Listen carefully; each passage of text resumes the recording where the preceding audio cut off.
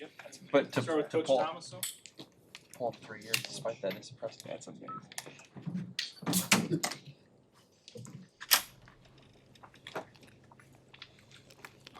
What's up, guys? How are you all? Good to see you. Hopefully good summers. A lot of work, some suntans. Let's do it.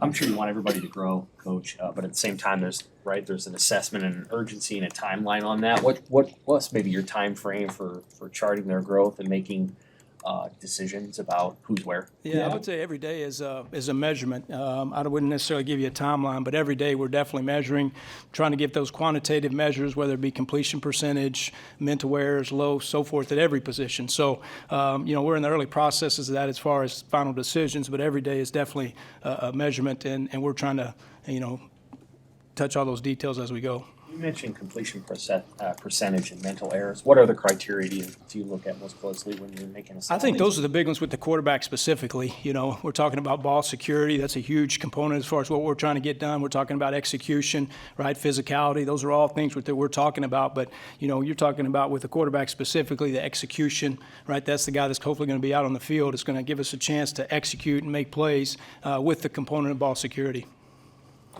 How does this time of year differ for you coming back in August because you had the period of acclimation in the spring? Because it was new to you then, not new to you now. So what does that allow you to do different with these guys? Yeah, I think the more longevity and more continuity you have, you're more in a macro level, right? A macro versus micro, right? You're in macro, meaning big picture, playbook drawings. You're really talking the big picture, whereas we've had that in the spring. Even the young guys coming in had that, hey, here are the playbook drawings. Now, the further we get, because this is the third install that they've had with similar schemes, if you will. So now we're really trying to get into the details of whether it be footwork, decision-making, checks, the variations upon a playbook drawing per se. What about Dylan? I mean, where have you seen him make his biggest jump just from having your first look at him in January to now here in August? Yeah, and to be expected probably with all quarterbacks. There's just a comfort level as far as whether it be the play call that's given in, the coverage that they're seeing. I think the more reps and experience that you get, there's that comfort level that continues to grow, right? So, whether it be pocket presence, hey, we drop back, they bring a blitz, you're calm and poised in the pocket and make the right decision. So I think that's probably the good thing that I've seen or positive that I've seen, from the spring. It's kind of a big picture, a lot of moving parts, introduction of playbook, introduction of defense. Obviously, Tony does a great job schematically with some exotic looks. So the experience, the meeting rooms, as we talk through it in the decision-making process, I think there's a comfort level that continues to improve. At Big Ten Media Days, Coach Rule spoke a lot about eliminating turnovers, being a big goal for the offense. I mean, is there anything you're coaching with these guys specifically to achieve that goal? Well, there's obviously the physical component of handling the ball, whether it be quarterback center, snap gun, snaps from gun, et cetera. But I think there's a component of just decision-making in general, right? Are we making risky decisions as far as trying to put the ball in tight windows versus checking the ball down? So I think there's a couple of, pillars that you can address to try to improve that. So, again, a daily measurement we're working through and trying to get better at. Guys that have strong arms, and you have a couple who really do. How do you balance between don't make a risky decision but also letting them have their stinger and make sure they're making throws they believe they can make? Yeah, I think there is a fine line to that. I think there's a science, and you definitely don't want to take, as you say, take their stinger away. But we do have some guys that do have, arm talent for sure and can get down the field. I think there is a component of take what the defense is giving you too, right? Like, hey, they're playing cover 2, there's a drop 8, there's guys way back there. Obviously, we're not going to force the ball down the field, so that's not a time to do that. If they're allowing you or giving you a look to maybe do something aggressive down the field, then definitely we want to do it, shoot, say they give us man coverage one time a game, well, shoot, we don't want to miss that one chance to be aggressive in man coverage. You have 5 or all 6 of your quarterbacks on the 120? 5. Yeah, 5. Yeah. What's there's a guy we heard about a little bit over the summer, Jalen Gramstad. Can you go into that process of seeing him, maybe being surprised that day, and just what he can add to to your group? Yeah, I think as much as anything, it's just the experience in the room. You know, he's obviously had success at his other stop, and that success gives him credibility in our room and that experience. So, you know, he's got a great personality, great character.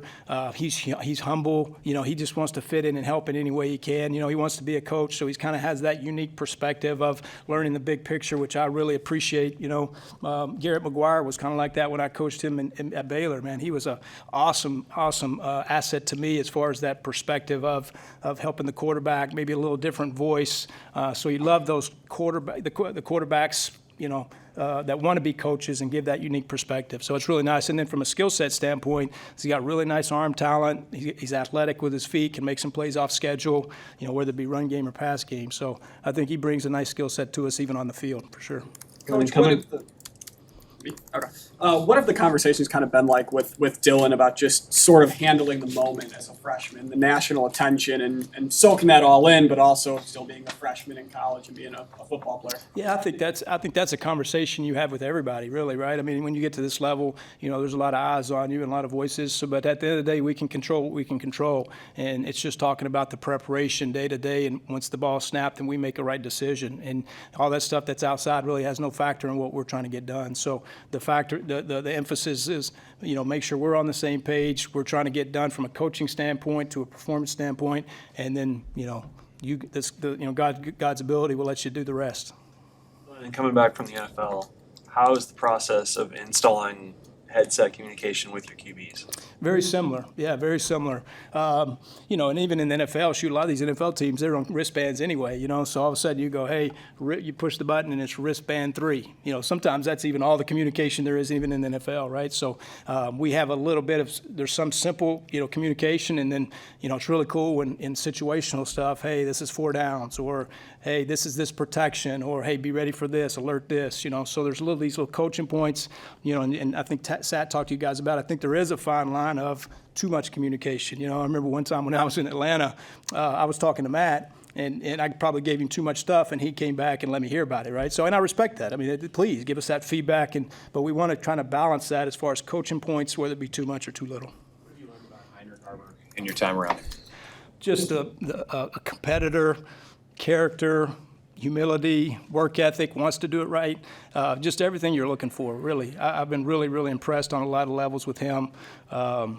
He's been nothing but a huge part of our room, again, both on and off the field. So excited to see that growth continue, you know, as we get further into camp. What kind of improvements have you seen guys make just in the summer, the work that they put in from how you evaluated them in the spring? Yeah, like I say, this is kind of their third install, if you will, as far as the system. And really that second install, a lot of it was on them. They kind of installed it themselves. So, you know, as that install continues to go, the more comfortable you are. But just the leadership, you know, even with the young quarterbacks, as far as them leading a practice on their own is encouraging, right? So a lot of times you don't see that, and then the team being receptive to that. So that was kind of cool to see, and I think we got a lot of work and a lot of production in those few weeks. Quarterbacks want to work with guys outside of the system you guys have here. What sort of, you know, guidelines do you have for how they pick that, and what you are comfortable with them doing, and then maybe things that you would prefer or things that you guys just taught them? You're saying like at another facility or outside coach? Shoot, I mean, really, at the end of the day, you know, we want to teach what we teach, and you know, and I've been around some good and some bad. I feel, you know, convicted in some things that I want to try to get done. But anytime I feel like anybody's working on their craft, they're getting better. You know, so I think, you know, particularly in the quarterback world, everybody kind of has a guy, particularly in the summer, or whatever the case may be, they go out and work out with some other folks. And I think that's fantastic, because really at the end of the day, you're working on your craft. You're trying to perfect your craft. So I appreciate that extra effort. And then we kind of get back into training camp, then we'll kind of streamline on what we're trying to get done. Over the course of your career, have you ever had a quarterback come back and you're like, I have to actually tweak that because that's not what I want to do. Yeah, I think so. And again, shame on me if they feel more comfortable to do it the right way, and I'm like, no, we want to do this. If you feel more comfortable with this, and we feel like this can work, whether it be from a timing standpoint or mechanic standpoint, then hey, let's take a look at it and talk about it at the very least. Can you speak on just the upgrades at receiver you made? I mean, you probably watched all the film last year and the injuries they dealt with I mean, how confident are you with this new group of receivers your quarterbacks are throwing to? Yeah, I think probably more important than I'm confident, I think the quarterbacks are confident. I think there's a nice group of, particularly even with depth at all positions. So I think that's what I'm excited about more than anything is our quarterbacks are confident in the guys that they have out there, whether it be a one-on-one matchup or maybe the number 2 receiver here. I don't think there's any hesitation to, hey, let's go let that guy make a play. What do you, when you, the offensive coordinator portion of your role, when you think about sort of the global structure of what's going on, what do you like about the offense right now? Like, what impresses you about it? I like just the multiplicity of it, right, and the open-ended of it. I don't think, even like schematically, people, there's schemes everywhere, right, and the longer you're in this profession, I had playbooks for however many feet tall through the years, right? So I don't think it's a scheme so much, but I think it's the availability to get to different schemes and also playing into the strengths of your players. So whether it be checks into good or bad plays, or this guy might not necessarily be this good at this route, let's work him with this route, or let's play this receiver at this position. I think it's more that, and then the flexibility for us to be able to get to that, whether it be wide sets, bunch sets, schematically, we have a lot of flexibility that way. Griff said it's part of the 120, right? He is, yep.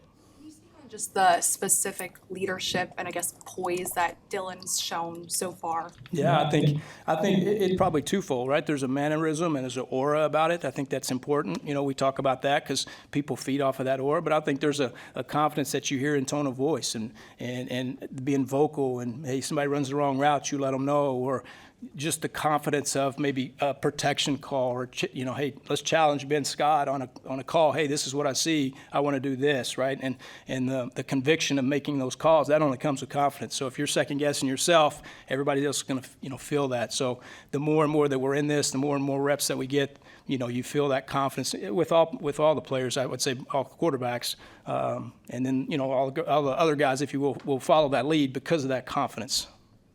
Can you teach that, or is that just something somebody has in when you get them? Probably a little of both, I would say, probably a little of both, but I definitely think there's an element of teaching to it, and I think that comes a lot in the meeting room, because if they understand what you're teaching in the meeting room and they really grasp that, I think they can really speak in confidence, right? And they can feel that confidence when they make a check or make a call, as opposed to kind of, tippy-toeing up to a call.